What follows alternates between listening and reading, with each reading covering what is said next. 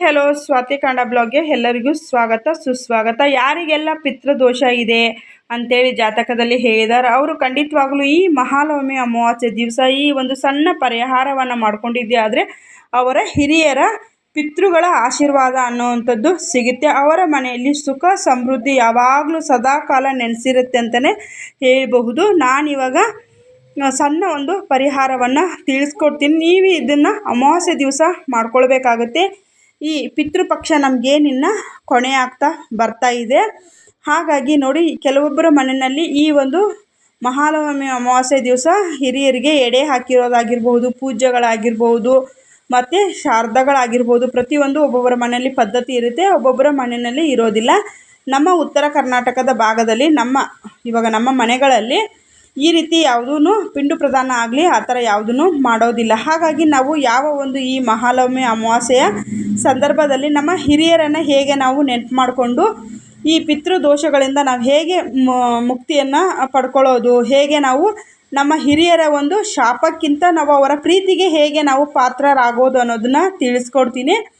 ಮತ್ತು ಇವಾಗ ಪಿತೃ ಕಾರ್ಯಗಳನ್ನು ಏನು ಈ ಪಿತೃಪಕ್ಷದಲ್ಲೇ ಮಾಡ್ತಾ ಇರ್ತಾರೋ ಅವರ ಮನೆಯಲ್ಲಿ ಪದ್ಧತಿ ಅನ್ನೋವಂಥದ್ದು ಬಂದಿರುತ್ತೆ. ಕೆಲವೊಬ್ಬರು ಅವರ ಇವಾಗೇನು ತೀರಿ ಹೋಗಿರ್ತಾರೋ ಆ ಒಂದು ಟೈಮಿಂಗನ್ನು ನೋಡಿಕೊಂಡು ಅವರ ಒಂದು ತಿಥಿಯಾಗಿರ್ಬೋದು, ಅವರ ಒಂದು ಕರ್ಮಗಳನ್ನು ಮನೆಯಲ್ಲಿ ಅವರ ಒಂದು ಯಾವ ರೀತಿಯಲ್ಲಿ ಅವರ ಹಿರಿಕರು ರೂಢಿಸ್ಕೊಂಡು ಬಂದಿರ್ತಾರೆ ಅದನ್ನು ಮಾಡ್ಕೊಂಡು ಬಂದಿರ್ತಾರೆ. ಪ್ರತಿಯೊಬ್ಬರು ಆಗಿರಬಹುದು ನಮ್ಮ ಹಿರಿಯರನ್ನು ಈ ಪಿತೃಪಕ್ಷದಲ್ಲಿ ನೆನೆಸೋದ್ರಿಂದ, ನಾವು ನೆನೆಸ್ಕೊಂಡು ಅವರಿಗೆ ಒಂದು ಪೂಜೆಯನ್ನು ಸಲ್ಲಿಸಿರೋದ್ರಿಂದ ನಮಗೆ ದುಡ್ಡು ಕಾಸು, ಮನೆಯಲ್ಲಿ ಶಾಂತಿ ನೆಮ್ಮದಿ ಅನ್ನುವಂಥದ್ದು ನೆಲೆಸಿರುತ್ತೆ. ನಮ್ಮ ಹಿರಿಕರು ಮೇಲೆ ಎಷ್ಟು ಸಂತೋಷದಿಂದ ಇರ್ತಾರೋ ಅವರಿಗೆ ನಮಗೆ ಆಶೀರ್ವಾದವನ್ನು ಮಾಡ್ತಾ ಇರ್ತಾರೆ. ನಮ್ಮ ಹಿರಿಕರು ಎಷ್ಟು ಸಂತುಷ್ಟಿಯಾಗಿರ್ತಾರೋ ಅಷ್ಟು ನಮ್ಮ ಮನೆಗೆ ಶ್ರೇಯಸ್ಸು ಒಳ್ಳೆಯದನ್ನುವಂಥದ್ದು ಆಗ್ತಾ ಇರುತ್ತೆ. ಕೆಲವೊಬ್ಬರ ಜಾತಕದಲ್ಲಿ ಹೇಳ್ತಾರೆ, ನಿಮಗೆ ಪಿತೃದೋಷ ಇದೆ, ಹಾಗಾಗಿ ನಿಮಗೆ ಅನಾರೋಗ್ಯದ ಸಮಸ್ಯೆ ಬರ್ತಾ ಇದೆ, ಹಾಗಾಗಿ ನಿಮಗೆ ಒಂದು ಅನಾರೋಗ್ಯದ ಸಮಸ್ಯೆ ಬರ್ತಾ ಇದೆ, ದುಡ್ಡು ಕಾಸು ಮನೆಯಲ್ಲಿ ನಿಲ್ತಾ ಇಲ್ಲ, ಪಿತೃದೋಷ ಇರೋದರಿಂದ ನಿಮಗೆ ಸಂತಾನ ಅನ್ನೋವಂಥದ್ದು ಆಗೋದಿಲ್ಲ ಅಂತ ಅನ್ನೋವಂಥದ್ದನ್ನು ಅವರ ಜಾತಕವನ್ನು ತೋರಿಸಿದಾಗ ಈ ಮಾತುಗಳನ್ನು ಹೇಳ್ತಾ ಇರ್ತಾರೆ. ಅಂಥವರು ಪ್ರತಿಯೊಬ್ಬರು ಕೂಡ ನಾವು ಈ ಒಂದು ಪಿತೃಪಕ್ಷ ಏನು ನಮಗೆ ವರ್ಷದಲ್ಲಿ 15 ದಿನಗಳ ಕಾಲ ಬರುತ್ತೋ ಈ ಒಂದು ಸಂದರ್ಭದಲ್ಲಿ ನಮ್ಮ ಹಿರಿಕರನ್ನು ನೆನೆಸ್ಕೊಳ್ಳೋದು ತುಂಬ ಅಂದರೆ ತುಂಬ ಒಳ್ಳೆಯದು. ಈ ಒಂದು 15 ದಿನಗಳಲ್ಲಿ ನಮ್ಮ ಶಕ್ತಿ ಅನುಸಾರವಾಗಿ ನಮ್ಮ ಹಿರಿಯರನ್ನು ಪೂಜೆಯನ್ನು ಮಾಡ್ಕೊಳ್ಳೋದಂದ್ರೂ ತುಂಬ ಒಳ್ಳೆಯದು.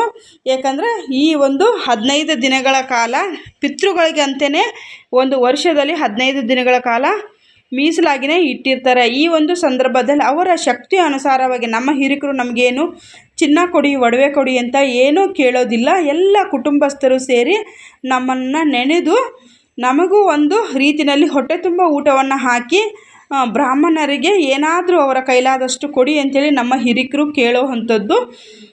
ಅದು ಪದ್ಧತಿ ಇಲ್ಲ ಅಂತಂದರೆ ಕೆಲವೊಬ್ಬರಿಗೆ ಪದ್ಧತಿ ಇರುತ್ತೆ, ಕೆಲವೊಬ್ಬರಿಗೆ ಪದ್ಧತಿ ಇರೋದಿಲ್ಲ. ಹಾಗಾಗಿ ಅದನ್ನು ಇಲ್ಲೇ ಬಿಡ್ತೀನಿ. ಇವಾಗ ನೋಡಿ, ಯಾರು ಈ ಒಂದು ಸಣ್ಣ ಒಂದು ಪರಿಹಾರವನ್ನು ಮಾಡ್ಕೊಂಡಿದ್ದೇ ಆದರೆ ನಾವು ಪಿತೃಪಕ್ಷದಿಂದ ದೋಷ ಮುಕ್ತರಾಗ್ತೀವಿ ಅನ್ನೋದನ್ನು ತಿಳಿಸ್ಕೊಡ್ತೀನಿ. ನೋಡಿ, ಯಾರು ನಿಮ್ಮ ಮನೆಯಲ್ಲಿ ತೀರಿ ಹೋಗಿರ್ತಾರೆ ಅವರ ಮನೆ ಫೋಟೋ ಅಂತೂ ಖಂಡಿತವಾಗ್ಲೂ ಪ್ರತಿಯೊಬ್ಬರ ಮನೆಯಲ್ಲೂ ಇಟ್ಕೊಂಡಿರ್ತೀರಿ. ಅವರು ಇನ್ನೇನು ನಮಗೆ ಈ ಪಿತೃಪಕ್ಷ ಅಂಥದ್ದು ಕೊನೆ ಆಗ್ತಾ ಬರ್ತಾ ಇದೆ. ಅವರ ಒಂದು ಫೋಟೋಗೆ ಎಲ್ಲಿ ನೀವು ಅದನ್ನೇನು ಪ್ರತ್ಯೇಕವಾಗಿ ಒಂದು ಜಾಗದಲ್ಲಿ ಇಡಬೇಕನ್ನೋದು ಏನೂ ಇಲ್ಲ. ಆ ಒಂದು ಫೋಟೋಗೆ ನೀವು ಮನೆಯನ್ನೆಲ್ಲ ಶುಚಿಯನ್ನು ಗೊಳಿಸ್ಕೊಂಡು ಮನೆಗೆಲ್ಲ ನೀವು ಗಂಜಳದಿಂದ ಪ್ರೋಕ್ಷಣೆಯನ್ನು ಮಾಡ್ಕೊಳ್ಬೇಕಾಗುತ್ತೆ. ನಿಮ್ಮ ಒಂದು ಏನು ಫೋಟೋ ಇರುತ್ತಲ್ವ ಆ ಫೋಟೋಗೆ ನೀವು ಸ್ವಲ್ಪ ಅರಿಶಿನ ಕುಂಕುಮ ಅಥವಾ ನೀವು ಏನು ಗಂಧ ವಿಭೂತಿ ನಿಮ್ಮ ಮನೆಯಲ್ಲಿ ಏನು ನೀವು ಆ ಒಂದು ಫೋಟೋಗಳಿಗೆ ಬಳಸ್ತೀರಾ, ಅರಿಶಿನ ಕುಂಕುಮ ಆಗಿರ್ಬೋದು, ಗಂಧ ವಿಭೂತಿ ನೀವೇನು ಮನೆಯಲ್ಲಿ ಆ ಫೋಟೋಗಳಿಗೆ ಇಡ್ತೀರೋ ಅದನ್ನು ಇಟ್ಟು ನಿಮ್ಮ ಯಥಾಶಕ್ತಿ ಅವರ ಫೋಟೋಗೆ ಒಂದು ಹೂವುಗಳನ್ನಾಗಿರ್ಬೋದು, ಒಂದು ಸಣ್ಣದಾಗಿ ಒಂದು ಹಾರ ಆಗಿರ್ಬೋದು, ಅವರು ಮನೆಯಲ್ಲಿ ಏನು ಊಟವನ್ನು ಮಾಡ್ತಾಯಿದ್ರು ಅವರು ಇಷ್ಟಪಟ್ಟು ಟೀ ಆಗಿರ್ಬೋದು, ಕಾಫಿ ಆಗಿರಬಹುದು, ಅವರು ಏನು ಇಷ್ಟಪಟ್ಟು ತಿಂತಾಯಿದ್ರು, ರೊಟ್ಟಿ ಆಗಿರ್ಬೋದು, ಚಪಾತಿ ಆಗಿರ್ಬೋದು, ಆದರೆ ಪ್ರತಿಯೊಬ್ಬರು ಅವ್ರು ಏನು ಇಷ್ಟಪಟ್ಟು ತಿಂತಾರೆ ಅನ್ನೋದು ಎಲ್ಲರಿಗೂ ಗೊತ್ತೇ ಇರುತ್ತೆ. ಆ ಒಂದು ಫೋಟೋ ಪೂಜೆಯನ್ನು ಮಾಡಿ ನೀವು ಬ್ರಾಹ್ಮಿ ಮುಹೂರ್ತ ಗೋಧೂಳಿ ಸಮಯ ಯಾವುದರ ಟೈಮಿಗಾದರೂ ನೀವು ಇಡಬಹುದು. ಒಂದು ಬಾಳೆ ಎಲೆಯಲ್ಲಿ ಅವರು ಏನು ಊಟವನ್ನು ಮಾಡ್ತಾಯಿದ್ರು ಅದನ್ನೆಲ್ಲ ಒಂದು ಅವರಿಗೆ ಉಣಬಡಿಸಿ ಅವರಿಗೆ ಕಡ್ಡಿ ಕರ್ಪೂರ ಅವರಿಗೆ ನಿಮ್ಮ ಯಥಾಶಕ್ತಿ ನಿಮ್ಮ ಮನೆಯಲ್ಲಿ ಏನು ನಿಮ್ಮಿಂದ ಶಕ್ತಿ ಅನುಸಾರವಾಗಿ ಅವರನ್ನು ನೀವು ಪ್ರಾರ್ಥನೆಯನ್ನು ಮಾಡ್ಕೊಳ್ಬೇಕು. ಏನಂದರೆ ನಮಗೆ ಯಾವುದೇ ಒಂದು ಪಿತೃದೋಷ ಆಗಿರ್ಬೋದು, ನೀವು ಮೇಲೆ ಸಂತೋಷವಾಗಿದ್ದು ನಮಗೂ ಒಂದು ಸುಖ ಶಾಂತಿ ದೇವರು ಕೊಡಲಿ ಅಂಥೇಳಿ ನೀವು ಕೇಳ್ಕೊಳ್ಳಿ ನಮ್ಮ ಹಿರಿಕರೇ ಅಂಥೇಳಿ. ನಿಮ್ಮ ಒಂದು ಕುಲದಲ್ಲಿ ಯಾರ್ಯಾರೆಲ್ಲ ಒಂದು ನಿಮ್ಮ ಮನೆಯಲ್ಲಿ ತೀರೋಗಿರ್ತಾರೆ ಅವ್ರನ್ನೆಲ್ಲರನ್ನೂ ಒಂದು ಬಾರಿ ನೆನೆದುಕೊಂಡು ನೀವು ಅವರಿಗೆ ಕಡ್ಡಿ ಕರ್ಪೂರವನ್ನು ಹಚ್ಚಿ ಸಾಂಬ್ರಾಣಿಯನ್ನು ಹಾಕಿ ಅವರಿಗೆ ನಮ್ಮನ್ನು ಪಿತೃದೋಷದಿಂದ ಮುಕ್ತಿಯನ್ನು ಗೊಳಿಸಿ ಅಂತೇಳಿ ಕೇಳಿಕೊಂಡು ನಮಸ್ಕಾರ ಮಾಡ್ಕೊಳ್ಳಿ.